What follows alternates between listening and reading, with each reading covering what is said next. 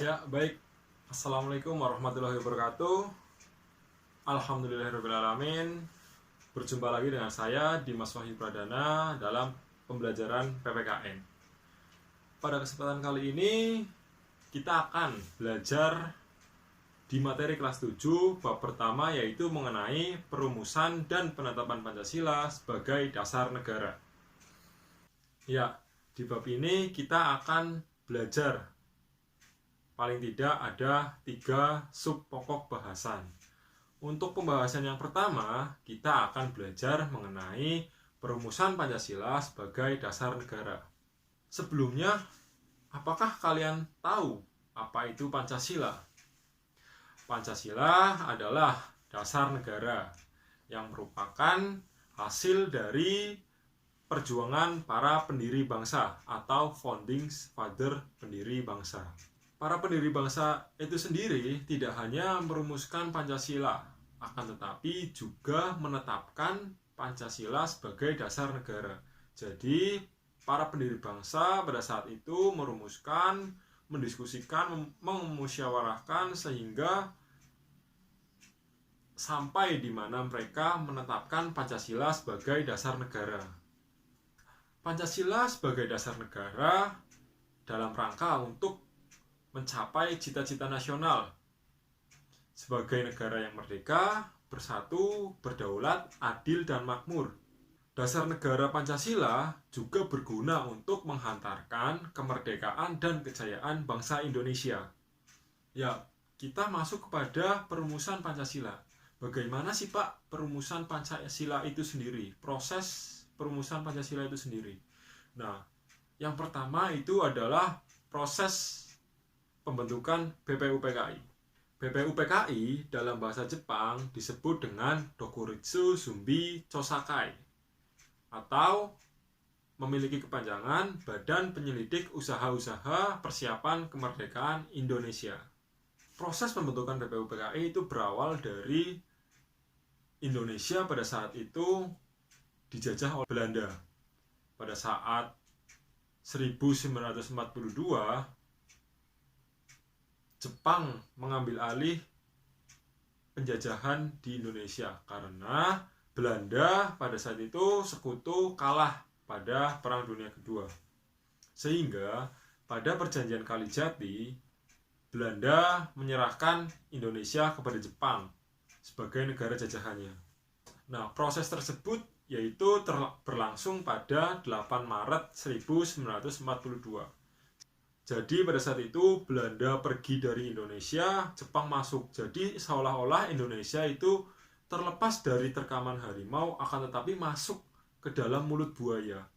Nah, propaganda pada saat itu Jepang memiliki 3 propaganda atau 3 semboyan yang dikumandangkan oleh Jepang. Yang pertama Jepang pelindung Asia, yang kedua Jepang pemimpin Asia, yang ketiga Jepang cahaya Asia. Jadi semboyan itu untuk menarik bangsa Indonesia bahwasanya Jepang lebih baik daripada Belanda, lebih tidak kejam seperti Belanda seperti itu. Akan tetapi hal itu hanya sebagai penarik perhatian bangsa Indonesia supaya mereka nurut atau bangsa Indonesia nurut kepada Jepang. Pada perjalanannya ternyata Jepang itu lebih kejam, sama-sama kejam. Yang namanya penjajah ya kejam gitu. Jepang menguasai Indonesia karena kemenangan mereka dengan melawan sekutu. Akan tetapi hal tersebut tidak bertahan lama. Satu persatu dudukan Jepang itu mulai memberontak. Nah, satu persatu jajahan Jepang itu mulai kembali ke tangan sekutu, yang mana sekutu itu diantaranya adalah Inggris, Amerika, Belanda. Karena pada saat itu sekutu melakukan serangan balasan. Karena situasi sudah tidak kondusif, chaos dan lain sebagainya, Jepang takut juga Indonesia nanti bakal diambil alih oleh sekutu lagi. Maka dari itu, supaya Indonesia tidak memberontak, Indonesia itu dijanjikan oleh Jepang bahwasanya akan memerdekakan Indonesia dengan membentuk sebuah badan yang kita sebut BPUPKI tersebut. Maksud dari Jepang itu memberikan perjanjian kemerdekaan atau janji kemerdekaan untuk Indonesia supaya masyarakat Indonesia itu tidak bergejolak juga, tidak memberontak juga. Janji Jepang untuk mendirikan sebuah badan itu direalisasikan pada tanggal 29 April 1945. Jadi 29 April 1945 adalah hari pembentukan BPUPKI, yang mana hari tersebut bertepatan dengan ulang tahun dari Kaisar Hirohito. Ketua BPUPKI adalah Kanjeng Raden Tumenggung Rajiman Widyodiningrat dengan 2 wakil, yaitu yang satu dari Jepang, yang satunya dari Indonesia. Yang dari Jepang itu Ichi Bangase, yang dari Indonesia itu RP Suroso. Nah, BPUPKI itu mengadakan sidang selama 2 kali, 2 waktu seperti itu. Yang pertama, sidang pertama itu berlangsung pada tanggal 29 Mei sampai 1 Juni 1945, yang mana membahas mengenai dasar negara. Dan sidang kedua itu pada tanggal 10 Juli sampai 17 Juli 1945, yang membahas tentang rancangan Undang-Undang Dasar. Anggota BPUPKI itu dibentuk pemerintah pendudukan bala tentara Jepang, yang mana berjumlah 67 orang, yang terdiri dari 60 tokoh orang Indonesia dan 7 tokoh orang Jepang. Nah, bisa kita lihat Ketua BPUPKI Kanjeng Raden Tumenggung sedang melakukan pidato sidang pertama, yaitu pada tanggal 29 Mei sampai 1 Juni, yang membahas tentang dasar negara, rumusan dasar negara. Pada sidang pertama BPUPKI tersebut, kita bisa melihat tokoh-tokoh yang menyampaikan gagasannya mengenai nanti Indonesia diselenggarakan menurut dasar apa. Yang pertama kita lihat dari Muhammad Yamin. Pada tanggal 29 Mei, Muhammad Yamin itu menyampaikan 5 poin.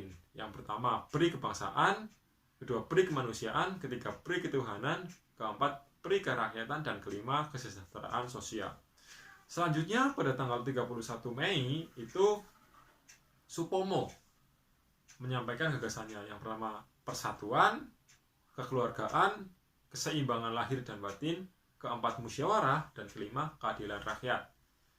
Selanjutnya di hari terakhir, yaitu Insinyur Soekarno menyampaikan juga 5 gagasan.